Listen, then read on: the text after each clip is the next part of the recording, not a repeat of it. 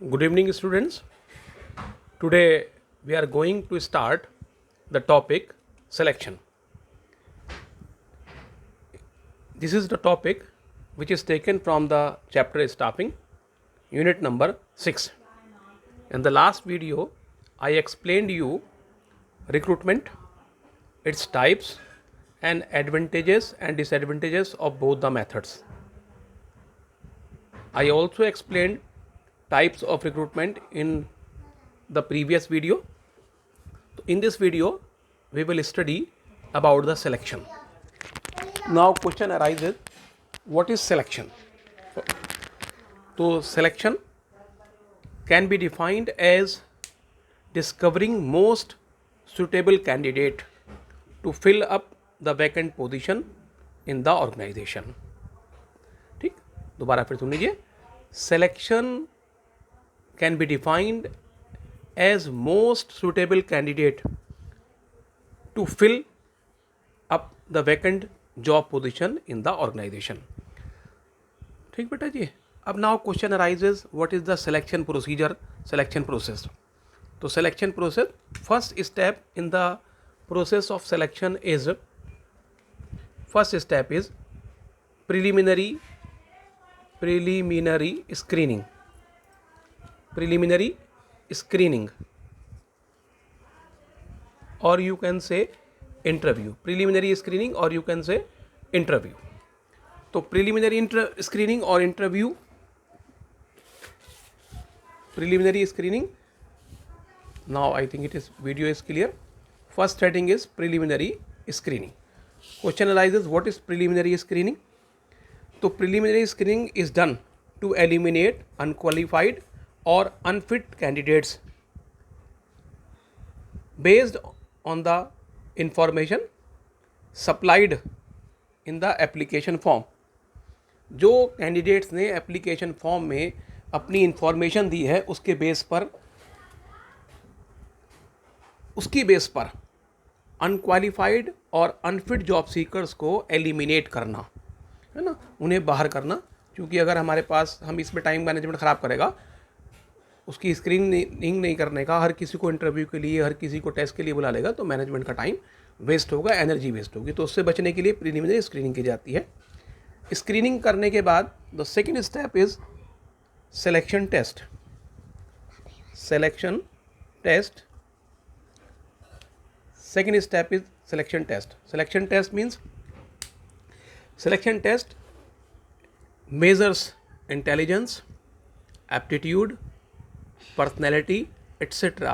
of the candidates who have applied for the vacant job. जिन candidates ने vacant job के लिए apply करा है उनका इंटेलिजेंस, उनका एप्टीट्यूड, उनका स्किल टेस्ट करने के लिए, मेज़र करने के लिए हम सिलेक्शन टेस्ट करा जाता है, सिलेक्शन टेस्ट होता है. तो second step selection test. Now the third step is after selection test. मान लीजिए किसी कैंडिडेट ने सिलेक्शन टेस्ट पास कर लिया. अब सिलेक्शन टेस्ट पास करने के बाद ऑर्गेनाइजेशन उसे कॉल करेगा इंटरव्यू के लिए. तो next step is interview. The next step in the process of selection is to call for interview. Now what is interview. Interview is a face to face interaction. क्या है बेटे, interview face to face interaction होता है. किस किस के बीच में, interview लेने वाले के और इंटरव्यू देने वाले के. इंटरव्यू लेने वाला इंटरव्यूअर और इंटरव्यू देने वाला इंटरव्यूई. तो interview, it is a face to face interaction between the interviewer and the interviewee. ठीक है. इसका मेन ऑब्जेक्टिव है, it's main purpose is to check the confidence level, look out and way of talking of the candidates. इसका जो main purpose है वो candidate का look out check करना, उसका सेल्फ कॉन्फिडेंस चेक करना, ठीक है, उसका वे ऑफ टॉकिंग चेक करना. ये इंटरव्यू का पर्पज़ होता है. ठीक, क्योंकि प्रैक्टिकल नॉलेज कितनी है इसका पता लग पाता है हमें इंटरव्यू से. तो ऑर्गेनाइजेशन इंटरव्यू करता है. नंबर इंटरव्यू के बाद नंबर फोर्थ स्टेप आएगा रेफरेंस एंड बैकग्राउंड चेक. ठीक है. नेक्स्ट स्टेप आया रेफरेंस एंड बैकग्राउंड चेक. इस स्टेप में क्या होगा, इस स्टेप में जो कैंडिडेट जब एप्लीकेशन फॉर्म फिल करता है और सेंड करता है तो उसमें कुछ आदमियों के नाम मांगे जाते हैं जो सोसाइटी में जिनका एक अपना जो इम्पोर्टेंट रोल प्ले करते हो सोसाइटी में, जिनका अपना एक मर्तबा हो सोसाइटी के अंदर, रोल प्ले करते हो सोसाइटी में, उनके नाम मांगे जाते हैं। कैंडिडेट ने वो नाम फिल करके भेजते हैं।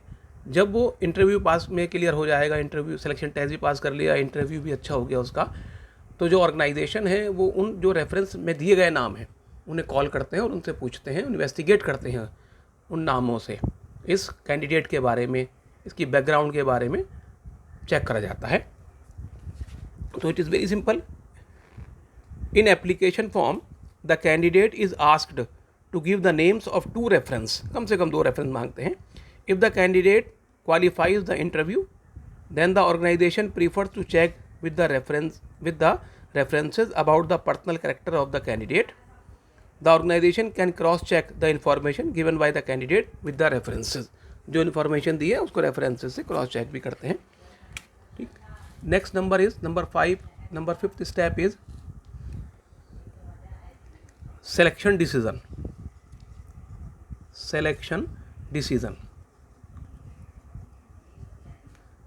Selection decision. So the final selection decision has to be made from among the candidates who have passed the written test, then interview and reference and background check. तो जिन कैंडिडेट्स ने selection test pass किया है, interview पास किया है, reference and background check भी clear रहा है, उनके सिलेक्शन के बारे में डिसीजन लिया जाता है। ठीक, next is after selection decision, next step is medical examination.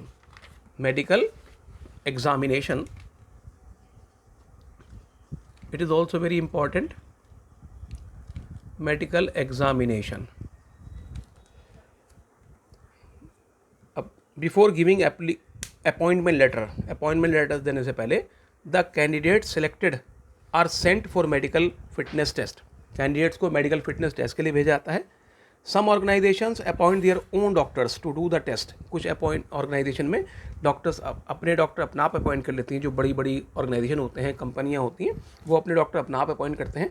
And some sign contract with hospitals to do the test. और कुछ हॉस्पिटल डिसाइड कर लेते हैं, उनसे पैक्ट कर लेते हैं। ठीक, मेडिकल टेस्ट होता है उस कैंडिडेट का सिलेक्शन, जिसके बारे में हम डिसीजन लिया है। मेडिकल टेस्ट के बाद next is job offer. Now the next step is job offer. To the applicant who cleared the medical test are given job offer. जिसने मेडिकल टेस्ट पास कर लिया होता है कैंडिडेट ने, उसको जॉब ऑफर की जाती है through letter of appointment letter के through. In the letter the date of joining, terms and conditions of job etcetera are mention. Generally a reasonable time is given to the candidates to join the organisation. एक reasonable time दिया जाता है कि आप इतने time के अंदर organisation को ज्वाइन कर लें, और वो उतने टाइम में आकर ऑर्गेनाइजेशन ज्वाइन कर लेते हैं. After that the last step is contract of employment. Contract of employment. Employment का कॉन्ट्रैक्ट होगा बेटे इस स्टेप पर. When the candidate accept the job offer, जब कैंडिडेट जॉब ऑफर एक्सेप्ट कर लेता है, it refer to signing a contract of employment. तो इसे हम कॉन्ट्रैक्ट ऑफ एम्प्लॉयमेंट साइन कहते हैं. While signing the contract of employment the employer and the candidate exchange detail documents. एक दूसरे डॉक्यूमेंट डिटेल एक्सचेंज करते हैं.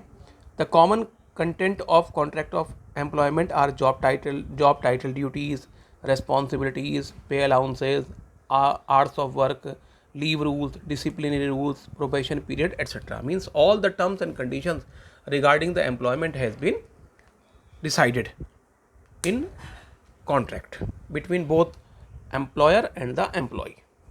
So that is the selection procedure. Okay. I hope it will be clear to you. In the next video, we will take difference between recruitment and selection, and we will also take training, its advantages and methods. Hope this question is very clear to you.